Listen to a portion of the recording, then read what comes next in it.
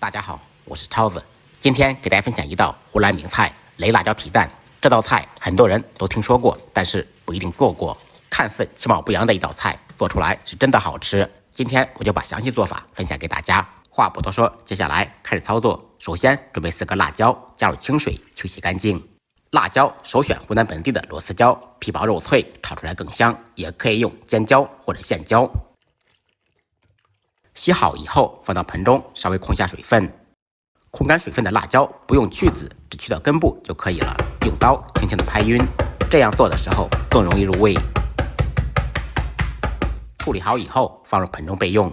接下来主角登场，3个正经的皮蛋，把蛋皮轻轻的磕破，剥掉外皮。全部剥完以后，放入碗中备用。这道菜好吃的关键离不开2种调料，分别是豆豉和剁椒酱。当然，大蒜也不能少，4、5粒大蒜，趁其不备将其拍匀，拍匀即可，不用剁碎。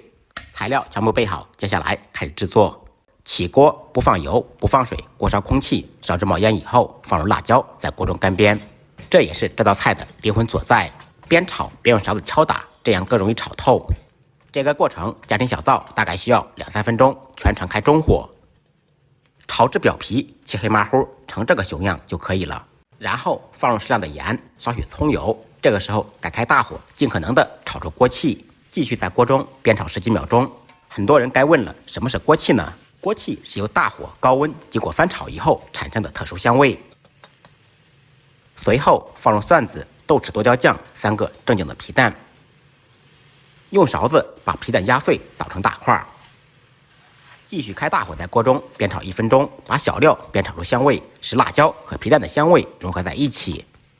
全程不停的搅拌，防止皮蛋糊底。同样把辣椒捣成大块。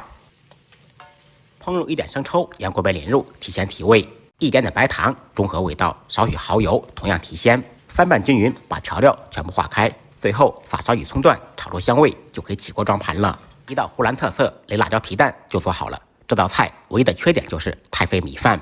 学废的同学点完赞，动起手来，试着做一下吧。不好吃，您提着米饭来找我，再忙再累，记得按时吃饭。下期视频见，拜拜。